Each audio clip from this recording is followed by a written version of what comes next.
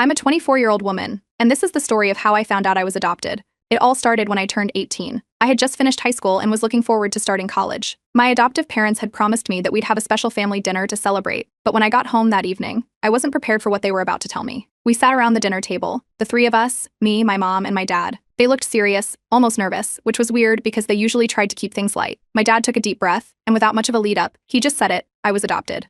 It felt like the floor had disappeared under me. For 18 years, I believed they were my biological parents, and then suddenly they weren't. They explained that they had adopted me when I was just a baby, and that they had always planned to tell me, but somehow, the right time never came. I didn't know what to say. It's not like there's a handbook on how to react when your whole life turns upside down in a matter of minutes. I just remember nodding, my mind spinning. Questions swirled through my head. Why did they wait so long? Or who were my real parents? Did they not want me anymore? But I couldn't even get those words out. I just sat there, numb, listening as they talked about how much they loved me. I wanted to believe them, but it felt like they had hidden a huge part of my life from me. And the worst part? My sister, who I'd always thought was my full sibling, wasn't really my sister at all. My non-biological sister, I'll call her Julia, is 2 years older than me. And looking back, it all made sense. Growing up, she was always the golden child. My parents doted on her, gave her everything she wanted, and were always talking about how smart and talented she was. They'd save up for her art classes, buy her the latest gadgets, and throw her big birthday parties. Meanwhile, I got whatever was left over. I didn't think too much about it back then. Some kids just get more attention, right? But after the adoption reveal, I started to see it in a different light. It's not like I was neglected or anything, but I never felt like I could live up to what Julia had. If I got a B on a test, my parents would give me a lecture about trying harder. But if Julia got a B, they'd talk about how hard she'd worked and how proud they were of her effort. If I made a mistake, like breaking a dish or being late for curfew,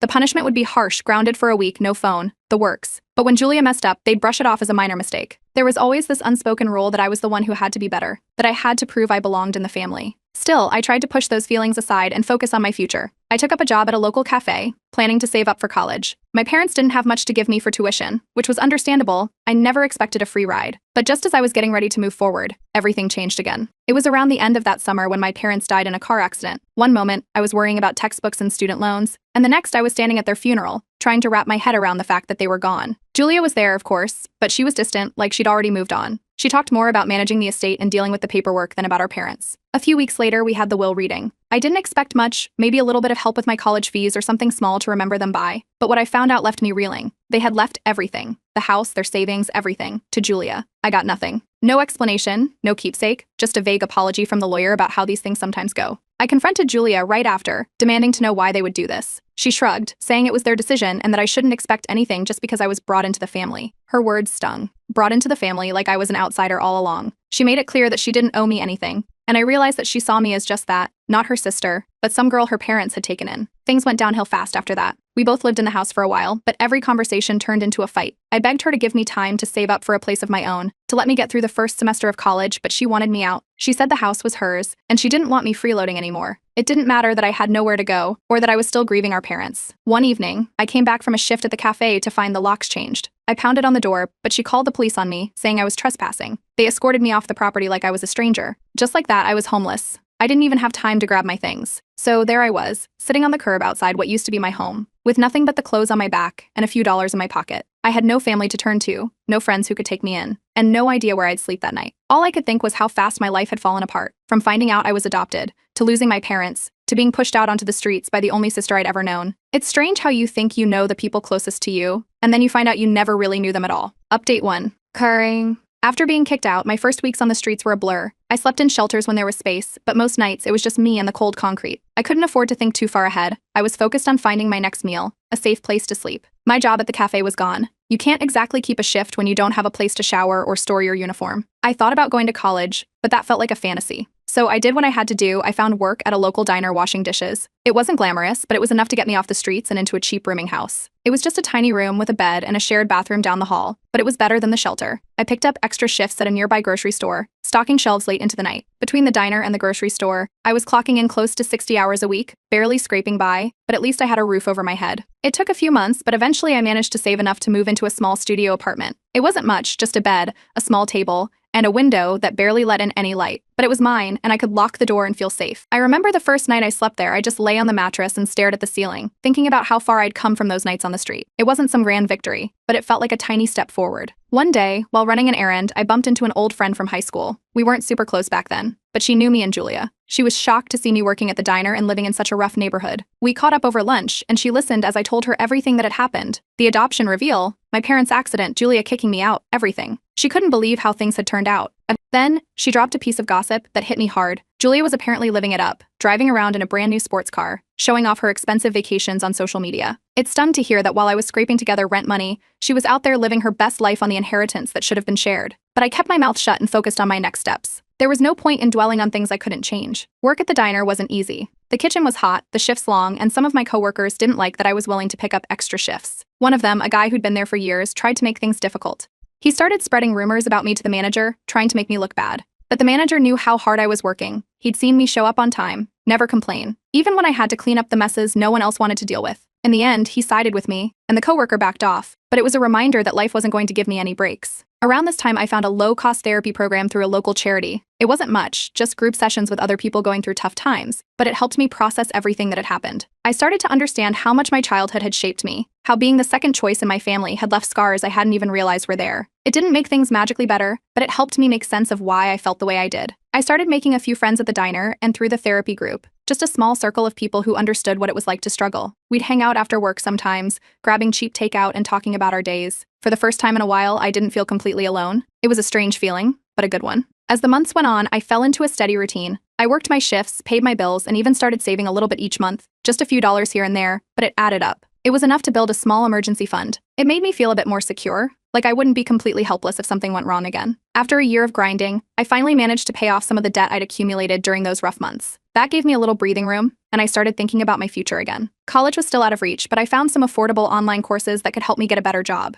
It wasn't much, but it felt like a way to build a future for myself, even if it was going to be a slow climb. At the diner, I got closer to a guy named Daniel. He had a story a lot like mine, rough childhood, few opportunities. We started hanging out after work, talking about our pasts, our dreams, all the things we hoped for but didn't think we'd ever have. One thing led to another, and we started dating. It felt good to have someone in my corner, someone who understood what it was like to struggle but still keep going. Daniel helped me study for my online courses. He'd quiz me after shifts, help me go over practice tests, and keep me motivated on the days when I just wanted to give up. It wasn't easy, but with his support, I finished a few of those courses and landed a better paying job at a small office. It wasn't glamorous, mostly data entry, but it paid more than the diner, and it was a step up. With a new job, I finally felt like I was getting somewhere. I could pay my rent without worrying about making it to the next paycheck, and I even started saving for something more, maybe a nicer apartment, or maybe a dead fit, maybe even going back to school full-time someday. It was slow progress, but it was real. I ended up writing a post about it on Reddit, sharing how I'd gone from being homeless to finally having some stability. I wrote about the kindness of strangers, the people who helped me when I was at my lowest, and how it's possible to rebuild, even when everything seems lost. The post got more attention than I expected, comments from people saying they were rooting for me, that they'd been through something similar, and that my story gave them hope. Reading those comments made me realize that maybe I wasn't as alone as I thought. And maybe, for the first time in a long while, I was actually on the path to something better. Update 2. With my new office job, things started to change quickly. It wasn't a fancy role, mostly data entry and filing, but it came with regular hours, a steady paycheck, and a break from the physical strain of restaurant work. It was a different kind of challenge. I had to get used to sitting at a desk for hours, managing spreadsheets and following office protocols, but I adapted. My boss noticed, and after a few months, she started giving me more responsibilities. I handled small projects, took on training for new hires,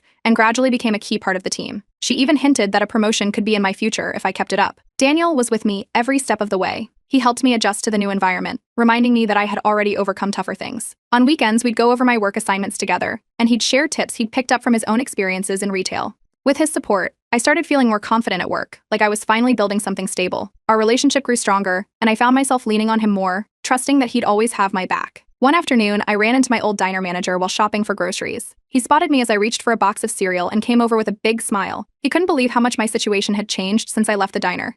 We talked for a while, catching up on life. He told me how proud he was to see me doing better and reminded me that I'd always been a hard worker, even when times were tough. It was a small moment, but it stayed with me. It was one of those reminders that even the rough parts of life had helped shape where I was now. Not long after that, I got a message from an old contact, someone who'd been around during my rougher days on the streets. They reached out to let me know that the stranger who had scammed me out of my GoFundMe money had been caught in a separate scam. I had the option to press charges to get some closure on that part of my life, but after thinking about it, I decided to let it go. I didn't need to open that wound again. It wasn't worth my energy. I'd moved past that chapter, and I wanted to keep looking forward. As things settled into a new rhythm, Daniel started talking more about our future together.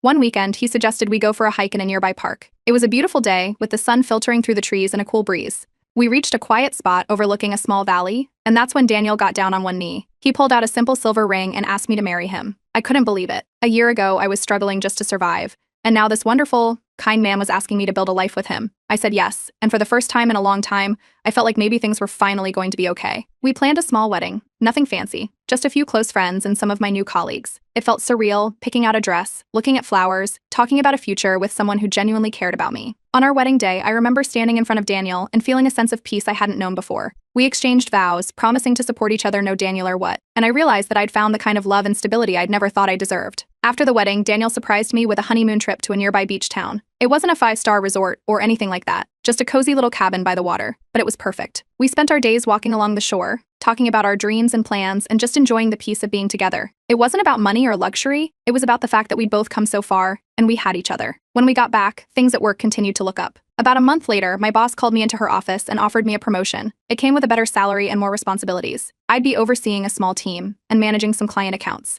It felt like all the hard work was finally paying off. For the first time, I wasn't living paycheck to paycheck, and I could start thinking about long-term plans, saving up, maybe even buying a small car to make commuting easier. With the promotion, I reconnected with a few old friends from high school. We ran into each other at a community event, and they were surprised to see how much my life had changed. They admitted that they'd heard about my struggles but didn't know how to reach out or if I'd even want to hear from them. It was a little awkward, but it felt good to show them that I'd turned things around. It wasn't about proving something to them, it was about recognizing how far I'd come. A year into our marriage, Daniel and I decided it was time to start trying for a baby. We talked about it for weeks, weighing the pros and cons, making sure we were both ready for the changes it would bring. It wasn't a decision we took lightly, but we both knew how much family meant to us, especially after everything we'd been through. A few months later, I found out I was pregnant. When the test came back positive, I called Daniel immediately, and we couldn't stop laughing and crying. It felt like everything was falling into place. We told our friends and my coworkers, and they surprised me with a small baby shower in the break room. It wasn't anything extravagant, but it was filled with love, and it made me realize just how many people were rooting for us. I wrote another update on Reddit, sharing the news about the pregnancy and reflecting on how I'd gone from being homeless to expecting my first child. The post blew up, and people from all over commented, sharing their congratulations and telling me how much my story meant to them. I never thought I'd become one of those inspirational posts,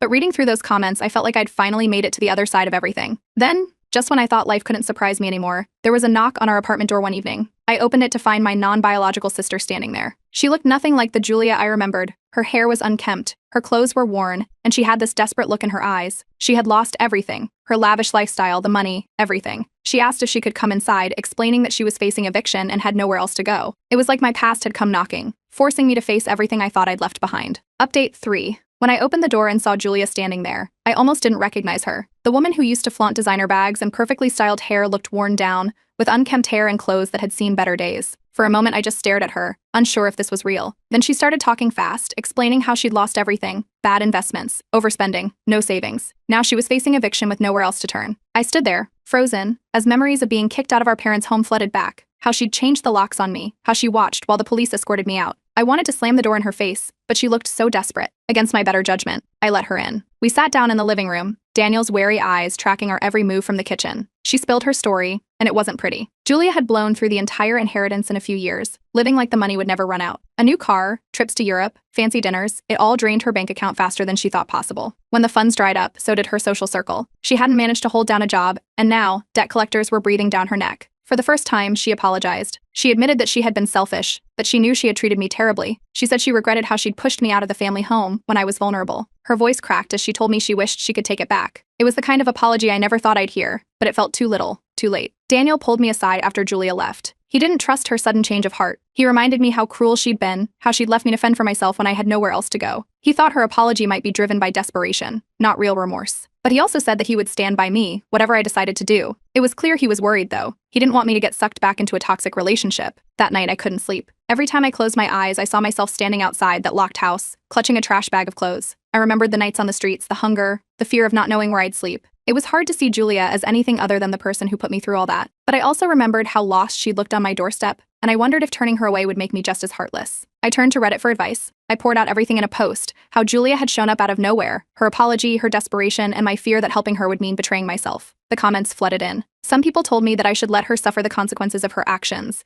that she had made her bed and now she had to lie in it. Others said I might find peace if I helped her, that holding on to resentment would only hurt me in the long run. It was all so divided that it left me even more conflicted than before. The next day, I sat down with Julia again. I told her about the nights I spent on the streets, about how I barely made it through those first months, how her actions had nearly broken me. Her face crumpled as I spoke. She broke down, crying, insisting that she was a different person now. She said that losing everything had shown her how wrong she was, that she'd taken everything for granted. She admitted that she'd always been jealous of me, jealous of my strength, of how I managed to keep going even when life knocked me down. It was the first time she had ever spoken to me like that, like she saw me as a person, not just the shadow of her perfect life. She laid out her financial situation, and it was a mess. Credit card debt, unpaid rent, barely any food in her fridge. She tried to find work but had been turned down over and over. I could see she was in a bad place, but I still wasn't sure how much I could trust her. Part of me felt a grim satisfaction, knowing she was facing the same kind of desperation I had once felt, but I also couldn't ignore the genuine fear in her eyes. After a lot of thinking, I decided to give her a little help. I offered her a small sum of money, enough to cover a month's rent at a cheap place and a few groceries, but I made it clear this was a one-time deal. I told her this wasn't about mending our relationship or pretending the past didn't happen. It was just about giving her a chance to get back on her feet. I laid down strict boundaries, no more money, no more favors. She nodded, agreeing to everything. It felt like a fragile truce. Daniel wasn't thrilled. He worried that once we opened the door, she'd keep coming back, that her situation might become a burden on us, especially with the baby on the way. But he trusted my judgment, and I assured him that I would hold firm on the boundaries I'd set. I updated Reddit, sharing my decision and the conditions I'd put in place. The responses were all over the place again. Some people thought I was being too soft. Others said I'd done the right thing. A few even warned me to keep an eye on her, predicting that she'd try to push those boundaries eventually. I tried not to let it get to me, but the doubts lingered. Over the next few weeks, Julia surprised me. She started applying for jobs again, going to interviews, and even found a part-time gig at a small retail store. She texted me updates, small things like how her first paycheck went straight to covering her overdue bills. She even thanked me, which was something I never thought I'd hear from her. It didn't make up for the past, but it felt like maybe, just maybe, she was trying. Still,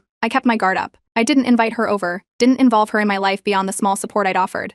It was hard to balance everything, preparing for the baby, managing work, and keeping an eye on whether Julia would slip back into old habits. Some days I felt like I was carrying too many weights, unsure which one might drop first. But for now, I was just taking things one day at a time, hoping I hadn't made a mistake by opening that door again. Update 4. Julia kept trying after our last conversation, but it wasn't easy for her. She found a few jobs here and there, mostly retail and customer service, but nothing seemed to stick. One job let her go after only a month because she couldn't keep up with the hours. Another place shut down unexpectedly, leaving her stranded without a paycheck. She would text me sometimes, asking for advice on how to handle interviews or what to do about difficult managers. But to her credit, she never asked me for more money. Our talks stayed businesslike, never venturing into emotional territory. It was clear we'd both had our guard up. Then my pregnancy started getting complicated. I was about 7 months in when the doctor told me I needed to take it easy. Too much stress and physical strain were putting me at risk. It meant bed rest, no more long walks, no more doing things around the house. Daniel took on more hours at work to cover the bills and take care of me. He never complained, but I could see the exhaustion in his face when he came home each night. We managed, but it was tough knowing I couldn't contribute much. During those weeks, Julia did something that caught me off guard. One afternoon, a package showed up at our door, homemade meals, neatly packed in containers. There wasn't a note or anything, but I knew they were from her. The food kept coming every few days, simple things like soup,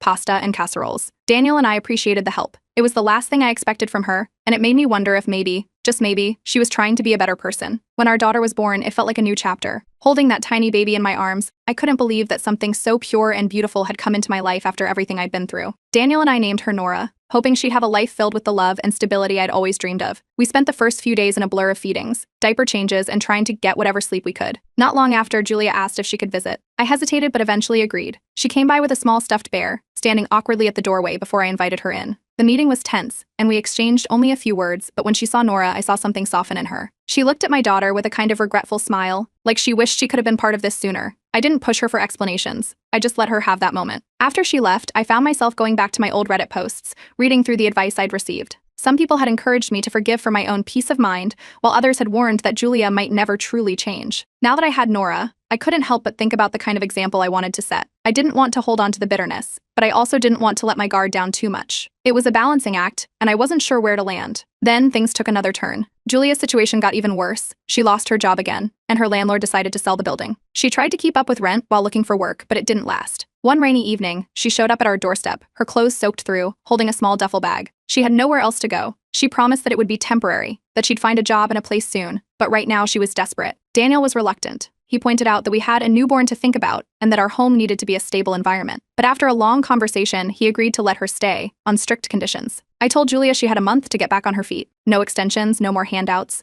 She had to contribute to the household and respect our space. She nodded, accepting the terms without argument. The first few days were tense. Julia helped with chores around the house, cleaning up after meals and folding laundry. She mostly kept to herself, avoiding any unnecessary interaction with Daniel and me. It wasn't perfect, but at least she seemed to be trying. And with Nora in the house, it was hard not to let some of the tension melt away, even if just a little. Over time, Julia and I started having quiet conversations late at night when Nora was asleep and Daniel was winding down after his shifts. It started with small things, like memories of our childhood, or what she was planning to do after finding a new job. She told me about the pressure she always felt to be perfect, how our parents had expected so much from her. She confessed that she never thought I'd be the one to survive everything that happened. I listened, and for the first time I saw her not just as the sister who'd hurt me but as someone struggling with her own demons. I shared some of my own memories, how I always felt like I wasn't enough, how it hurt to be compared to her all the time. We didn't solve anything, but it felt like we were finally seeing each other for who we were, not just the roles we'd been stuck in. As the weeks went by, I realized that I was starting to see Julia differently. She wasn't just the golden child who had cast me aside. She was someone who had fallen hard, just like I had, and was trying to claw her way back up. It didn't erase the past, but it helped me understand that we'd both been shaped by the same struggles, just in different ways. Daniel was still cautious. He reminded me that our priority was Nora and that we couldn't let the past drag us down again. But even he softened a bit when he saw Julia reading to Nora one night, her voice gentle and full of the same longing I sometimes felt. It was a fragile piece,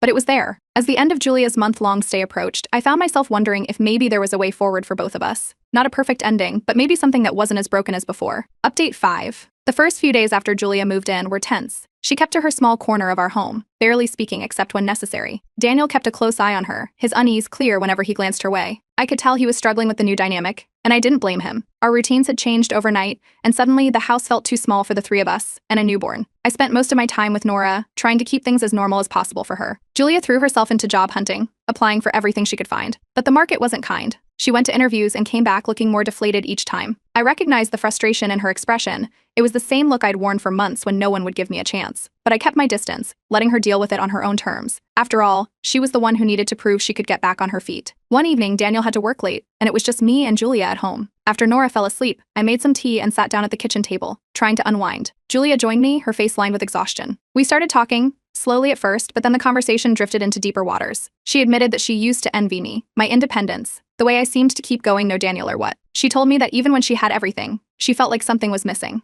She said she had resented me because she couldn't understand why I didn't need their approval as much as she did. I hadn't planned to open up, but her words brought back memories I'd kept buried. I found myself talking about the nights I spent on the streets, the days I went without eating, the moments when I felt completely invisible. I told her things I'd never even told Daniel. There were tears, hers and mine, and by the time we finished, it felt like a heavy weight had lifted, even if just a little. The next morning, things seemed lighter between us. Julia apologized again, but this time it felt different, less like a desperate plea and more like she really understood the damage she'd caused. I found myself softening, realizing that maybe we were both just two people who'd been broken in different ways. But the peace didn't last long. The month I'd given Julia to stay came and went, and still, she struggled to find a steady job. Daniel grew increasingly frustrated, pointing out that we were starting to dip into our savings. He worried that Julia was taking advantage of our help, even if she didn't mean to. I tried to reassure him, but I could feel the pressure building between us. It was hard, balancing my loyalty to my sister and my responsibility to my new family. To her credit, Julia tried to show she was serious about getting back on track. She took over most of the cooking and helped clean the house. She even fixed a few things that had been broken for ages, like the leaky kitchen faucet. It wasn't much, but it was something, and it helped ease some of the tension in the house. Then finally, a break came through. Julia landed a job as a cashier at a local store. It wasn't much, but it was something steady. I felt a mix of relief and pride watching her go to her first shift, her shoulders squared with determination. It wasn't going to solve everything, but it was a step forward, and she seemed eager to make it work. As the weeks went by, we found moments of genuine connection. We'd sit on the porch after Nora fell asleep, talking about our parents and the expectations they'd placed on us. For the first time, I saw Julia as more than just the sister who had hurt me. She was someone who had her own struggles, her own regrets. We weren't magically close, but we were starting to find some kind of middle ground. Daniel, though, remained skeptical. He reminded me that our priority had to be Nora, that we couldn't let Julia's problems become ours again. He wasn't wrong. I knew we needed to think about saving for our daughter's future, especially with the cost of raising a child. I found myself caught between wanting to protect my family and feeling a growing empathy for Julia's situation. Eventually, I sat down with Julia and told her that she had 3 more weeks to find her own place. I made it clear that this wasn't about pushing her away, but about making sure we all had the space to move forward. Julia listened quietly,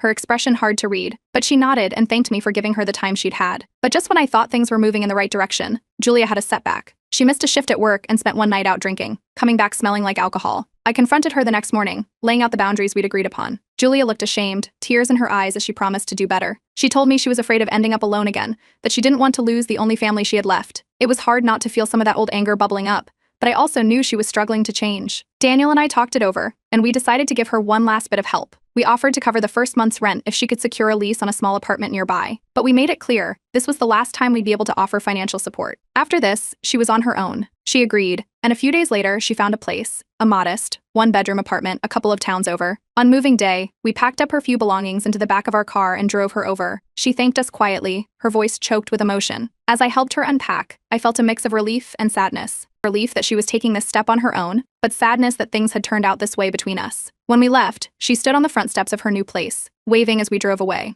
I updated Reddit one last time, sharing the complicated feelings I had about the whole situation. I wrote about how hard it had been to navigate between helping my sister and protecting my own family, but that I believed I'd made the right choice. The responses were kinder this time, with people acknowledging the complexity of the situation and the strength it took to set boundaries. I don't know what the future holds for Julia and me, but for the first time, I feel like we're both on paths that could lead somewhere better. It's not a perfect ending, but maybe it doesn't have to be.